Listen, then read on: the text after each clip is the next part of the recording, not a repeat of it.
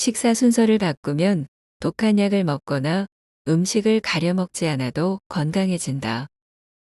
많은 사람들이 건강검진 결과를 받으면 혈압, 혈당치, 콜레스테롤 수치량을 제일 관심 있게 들여다볼 것이다.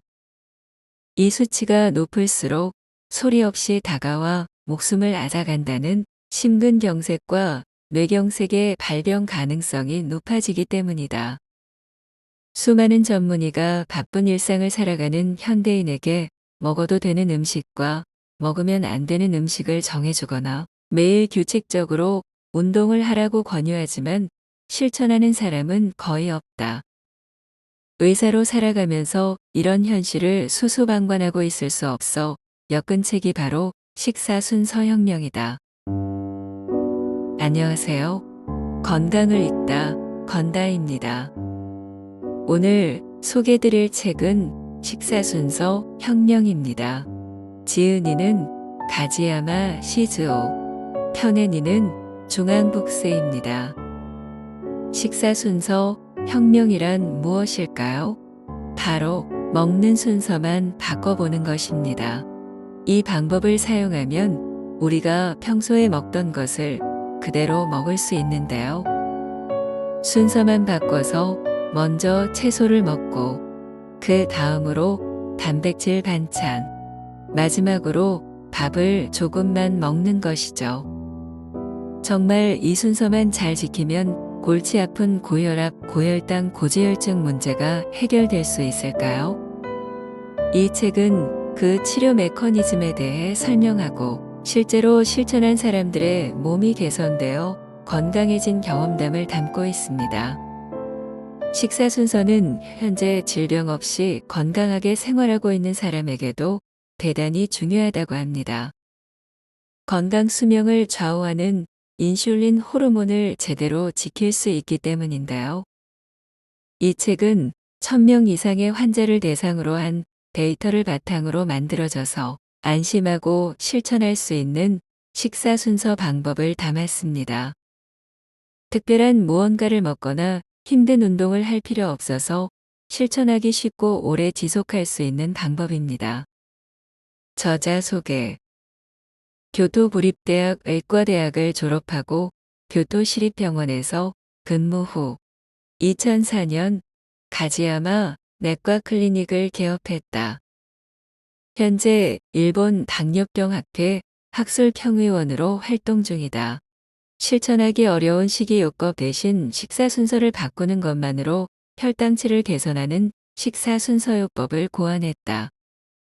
식사순서요법은 NHK 방송, 아사히 신문 등 각종 매체에 소개되며 큰 반향을 불러 일으켰다. 그럼 지금부터 책 속의 건강을 읽어드리겠습니다. 구독과 좋아요는 사랑입니다. 무엇을 먹는가보다 무엇부터 먹는가가 중요하다. 식사순서요법은 언제 어디서든지 쉽게 시작할 수 있다. 핵심 포인트인 채소 먼저 먹기를 기본으로 다음의 원칙 4단계를 따라하는 것이 가장 효과적이다. 식사순서요법의 4가지 원칙. 원칙 1번.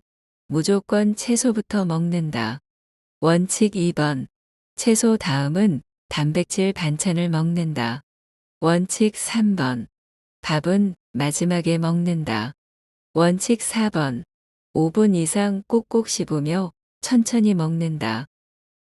채소를 먼저 먹는 것은 밥이나 면처럼 혈당치를 급격히 높이는 탄수화물 위주의 음식보다 식이섬유로 이루어진 음식을 장에 먼저 보내기 위해서다.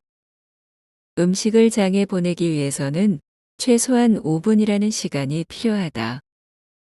따라서 채소는 천천히 꼭꼭 씹어 5분 이상 먹는 것이 가장 이상적이다. 딱 4가지 규칙만 지키면 되는 정말 쉬운 식사순서요법. 이제 식사순서요법의 구체적인 실천법과 효과에 대해 자세히 살펴보자. 원칙 1번. 무조건 채소부터 먹는다. 여기서 말하는 채소에는 버섯과 해조류도 포함된다. 버섯과 해조류는 열량이 적지만 식이섬유, 비타민, 미네랄이 풍부한 영양소이다. 또 급격한 혈당 상승을 막아주므로 상고 증상을 개선하는데 절대 빠질 수 없다. 채소, 버섯, 해조류 대부분이 저열량이고 식이섬유가 풍부하므로 무엇이든 많이 먹을수록 좋다. 자신이 좋아하는 채소를 중심으로 먹고 싶은 만큼 실컷 먹자. 다만 감자, 고구마, 토란, 마, 연근, 단호박, 옥수수, 강낭콩, 노예콩, 은행, 팥 등은 탄수화물이 많이 들어있으니 밥과 마찬가지로 보고 식사 순서의 가장 마지막에 먹도록 한다. 이런 종류의 채소를 먹으려면 밥의 양을 그만큼 더 줄여야 한다는 것도 잊지 말자. 또 과일과 채소는 엄연히 다르다. 앞에서도 언급했지만 과일에는 혈당치를 급격히 높이는 포도당, 쇼당이 많이 들어있기 때문에 과일은 식사 순서의 맨 마지막에 먹어야 한다. 채소를 얼마나 먹어야 하는지 질문하는 사람이 많은데 현대인은 상상 이상으로 채소를 적게 섭취한다. 한국영양학회에서는 하루 350g의 과일과 채소를 섭취하도록 권장한다. 하지만 실제 섭취량의 평균은 252.2g에 지나지 않는다. 처음에는 채소를 얼마나 먹었는지 양을 가늠하기 어려울 것이다. 하루 400g 채소 섭취를 목표로 식단을 짜자. 채소는 당근, 토마토, 시금치, 브로콜리, 피망 등의 황록색 채소 200g과 양상추, 양배추, 배추, 양파 등의 담색 채소 200g을 섭취하는 것이 가장 이상적이다. 거기에 버섯 50g, 해조류 20g을 더 섭취하면 더할 나위 없는 완벽한 식단이 된다. 원칙 2번. 채소 다음은 단백질 반찬을 먹는다. 준비한 채소를 다 먹었다면 그 다음은 단백질 중심의 주요리 순서다. 식사 순서요법에는 육식을 금지하지 않고 단백질로 이루어진 반찬도 제한하지 않는다. 물론 기름에 튀긴 음식은 적게 먹으면 좋다. 하지만 무엇보다 식사 순서를 지키는 것이 더 중요하다. 단백질은 세포를 만드는 데 절대 빠져서는 안 되는 영양소이기 때문이다. 피부, 모발, 소화 흡수를 하는 위장의 세포 모두가 단백질로 만들어진다. 따라서 단백질은 부족하지 않게 충분히 섭취해야 한다. 단백질 식품은 크게 육류, 어패류, 콩제품류, 유제품류로 나눌 수 있다. 이 식품들은 단백질뿐만 아니라 몸에 필요한 다양한 영양소를 함유하고 있기 때문에 균형 있게 골고루 섭취해 주어야 한다. 맛있는 고기 반찬을 보면 밥과 함께 먹고 싶은 마음이 들 것이다. 하지만 앞서 말했듯 삼고 증상 치료의 효과를 높이려면 당진류인 밥은 가장 마지막에 먹어야 한다는 것을 명심하자. 건강을 위해 밥과 고기를 함께 먹고 싶은 마음은 일단 꼭 접어두자. 따로 먹는 것이 너무 힘들다면 반찬을 거의 다 먹었을 즈음에 밥과 함께 먹는 정도는 괜찮다. 원칙 3번. 밥은 마지막에 먹는다. 드디어 밥의 차례가 왔다. 밥, 빵 같은 당질류의 음식은 혈당치 상승의 주범이다. 엄밀히 말하면 탄수화물 자체가 혈당치를 높이는 것이 아니라 그 속의 당질이 혈액에 흡수되어 혈당치를 높이는 결과를 낳는다. 당질이 풍부한 대표 음식은 과자와 과일, 밥, 빵, 우동, 국수, 라면, 스파게티 등과 같은 곡류가 주를 이룬다. 곡류뿐만 아니라 당질이 풍부한 과일도 혈당치 급상승의 원인이 되므로 너무 많이 먹지 않아야 삼고 증상을 예방할 수 있다. 감자, 고구마 등의 뿌리 채소는 채소로 취급하기 쉬우나 이 역시 혈당치를 높이므로 가장 마지막에 먹어야 한다. 하지만 뿌리 채소 중 예외로 취급하는 채소가 있다. 바로 곤약이다. 곤약은 열량이 낮고 식이섬유가 풍부하므로 채소를 먹는 순서에 같이 먹으면 된다. 그 밖에 연근, 단호박, 옥수수, 밤, 은행, 강낭콩, 노예콩 등도 채소가 아니라 밥으로 취급해 마지막에 먹도록 한다.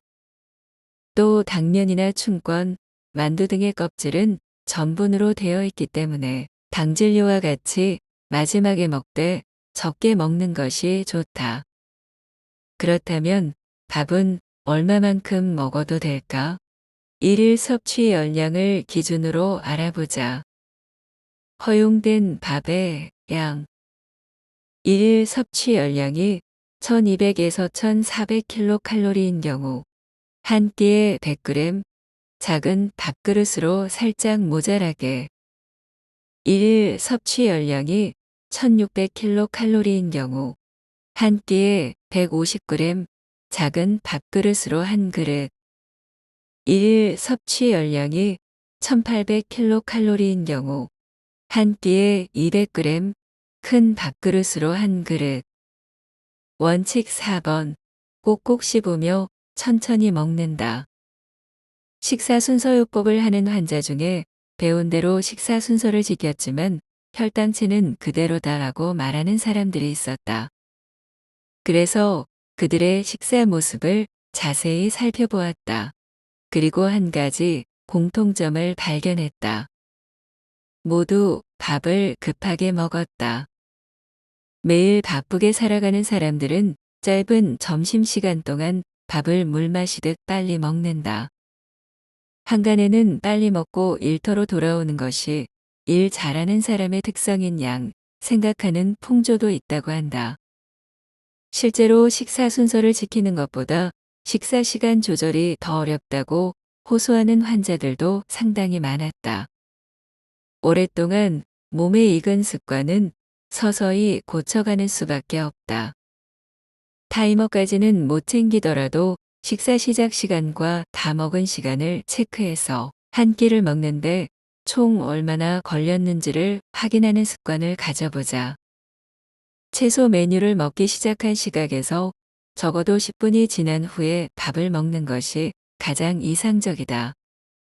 물론 어디까지나 목표치이므로 처음에는 어제보다 조금 더 천천히 먹는다는 가벼운 느낌으로 시작한다.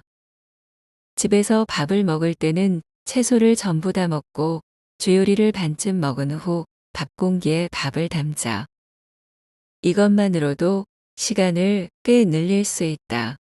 그리고 의식적으로 꼭꼭 씹으려 하다 보면 자연스레 천천히 먹게 된다. 건다의 생각. 식사 순서요법의 원칙을 한마디로 정리하겠습니다. 혈당치의 급격한 상승을 막아라. 왜냐하면 원칙 1번 채소를 먼저 먹어라 해서 섭취하는 채소의 식이섬유는 장 속에서 탄수화물과 섞이면서 당질의 급격한 흡수를 방해하고요. 원칙 4번 꼭꼭 씹어라에서는 우리의 식사 시간을 늘리면 몸에게 음식을 받아들일 준비 시간을 주는 것이기 때문에 혈당 관리에 큰 도움이 되기 때문입니다. 저도 이 책을 읽고 나서 채소를 먼저 먹는 습관을 들이고 있는데요.